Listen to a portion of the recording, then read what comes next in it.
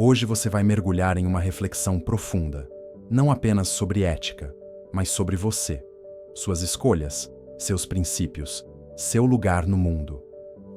Vamos caminhar juntos pela filosofia de Immanuel Kant, não para decorar conceitos, mas para viver perguntas que desafiam até hoje o nosso jeito de pensar. Imagine um dia comum.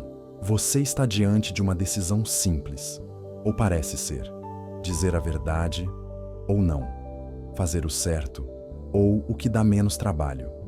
E se cada escolha sua fosse um espelho do mundo em que você acredita? Kant nos lembra: até quando ninguém está olhando? Há um dever. A ética, aqui, não é sobre o que os outros veem. É sobre o que você vê ao se olhar no espelho. Imagine carregar esse pensamento por um dia inteiro. Cada gesto seu é como um voto no tipo de humanidade que você está ajudando a construir. Você está reforçando a justiça ou a conveniência? Está cultivando a coragem ou o hábito do atalho? Na filosofia de Kant, até as pequenas decisões carregam peso universal, porque cada vez que você escolhe pelo certo, mesmo que ninguém veja, você se aproxima da liberdade interior.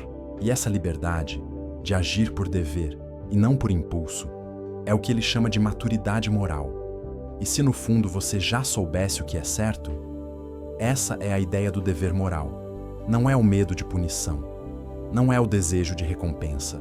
É a voz que diz: isso não está certo, mesmo quando tudo te empurra para o outro lado. Esse é o começo do imperativo categórico. Mas não se preocupe com o nome agora. A pergunta é: como você se comportaria se ninguém pudesse te julgar?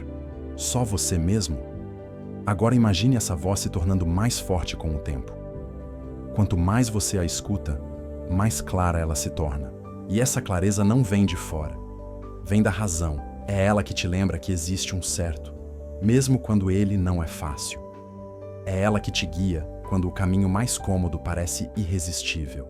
A filosofia kantiana é um convite para deixar de lado os atalhos e abraçar o caminho reto, mesmo que ele seja mais longo, mesmo que pareça solitário, porque no fim, a consciência limpa é o maior abrigo, e agir de acordo com ela é o verdadeiro triunfo da razão sobre o instinto. Toda ação sua cria um modelo. Se você mente, está dizendo: mentir é aceitável. Se você trapaceia, está dizendo: é assim que se vence. Kant propõe um exercício radical. Antes de agir, pergunte-se: e se todo mundo fizesse o mesmo? Imagine um mundo onde todos furam filas, ninguém cumpre promessas. Todos usam os outros como meio para seus fins. Esse mundo funcionaria? Você gostaria de viver nele? Se a resposta é não, talvez esse ato, por mais pequeno, mereça ser revisto. Mas vá além. Pense nos pequenos gestos que você normaliza. Um jeitinho aqui, uma desculpa ali, um silêncio conveniente quando você sabe que deveria falar. Cada pequena transgressão é como um tijolo em uma casa moral instável. E se você constrói essa casa, todos os dias, o que acontece quando ela desaba? Kant nos convida a trocar essa casa frágil por uma fortaleza construída com razão, dever e honestidade. A fortaleza pode parecer mais difícil de erguer, mas quando as tempestades vêm, e elas virão, é nela que você estará seguro. Você não vive sozinho. Cada gesto ético ou antiético reverbera. Quando você escolhe não furar uma fila, alguém nota. Quando você devolve o troco a mais, alguém se inspira. Você é um exemplo, mesmo quando não quer ser. Kant nos lembra que o mundo em que vivemos é moldado por ações individuais, feitas com consciência ou descuido. E se todos nós fôssemos radicais no bem? Se tratássemos cada pessoa com a dignidade que ela merece? Imagine um mundo onde o respeito fosse norma, não exceção. Onde a empatia fosse prática, não discurso. Esse mundo começa quando você age como se suas ações criassem as regras da humanidade, porque, de certa forma, elas criam. Para Kant, o único bem absoluto é a boa vontade, a intenção pura de fazer o certo, por dever. Pense nisso. Você pode ser inteligente, poderoso, carismático, mas se usa isso para o mal, Nada disso tem valor moral. Por outro lado, mesmo uma pessoa comum, sem recursos, que age corretamente apenas por dever, pode ser moralmente grandiosa. A boa vontade não busca aplausos. Ela busca coerência com um princípio universal. Vamos aprofundar agora. O imperativo categórico não é uma regra qualquer, é uma bússola que aponta sempre para o norte do dever. Ele tem várias formulações, mas vamos explorar duas principais. 1. Age apenas segundo uma máxima tal que possas querer que ela se torne uma lei universal. 2. Age de tal maneira que trates a humanidade, tanto na tua pessoa como na do outro, sempre como um fim, nunca como um meio. Pense nessas frases com calma. Reflita sobre as vezes em que tratou alguém apenas como instrumento, ou sobre momentos em que justificou seus erros, porque todos fazem. Kant nos convida a parar de negociar com a consciência. Ele não está interessado em conveniência, mas em coerência. Agora é sua vez. Respire fundo e pense: que ação minha eu não gostaria que virasse regra no mundo? Quando foi a última vez que agi por dever, mesmo sem vantagem? Trato os outros como fins ou como meios para alcançar o que quero? Essas perguntas não têm respostas fáceis, mas são sementes. Plante uma hoje e observe o que nasce. Vamos sair do campo das ideias e trazer Kant para dilemas concretos. Você mentiria para proteger alguém? Faria algo errado por amor? E se um ato cruel salvasse vidas? Para Kant, mesmo nesses casos, o valor moral não está nas consequências, mas na intenção. Ele nos força a encarar dilemas sem atalhos emocionais. Não é fácil, às vezes é desconfortável, mas é verdadeiro. Kant acreditava que ser moral é ser livre, mas não a liberdade de fazer o que quiser, e sim a liberdade de agir conforme a razão. Liberdade para ele é autonomia moral, é seguir a lei que você mesmo reconhece como correta, mesmo que doa, mesmo que ninguém veja.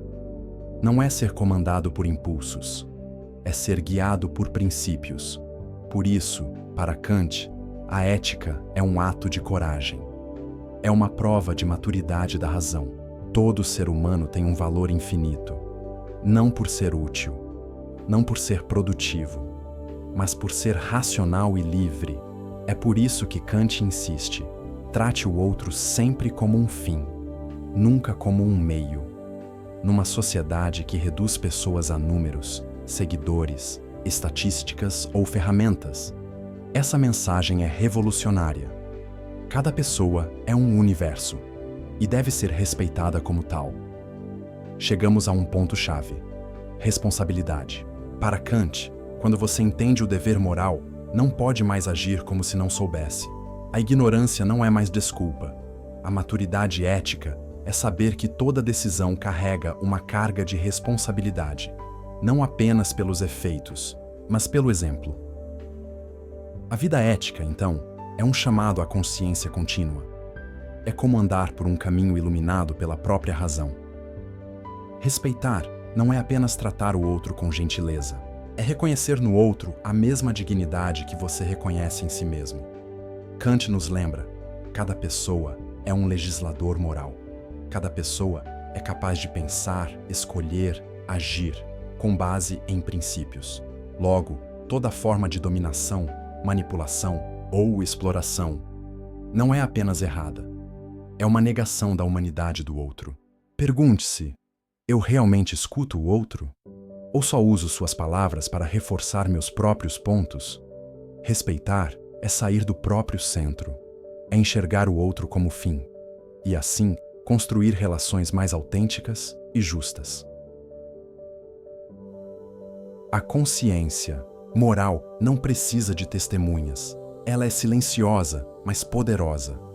Kant acreditava que, ao agir moralmente, você não obedece a ninguém, a não ser a sua própria razão. Essa autonomia é o maior sinal de maturidade ética.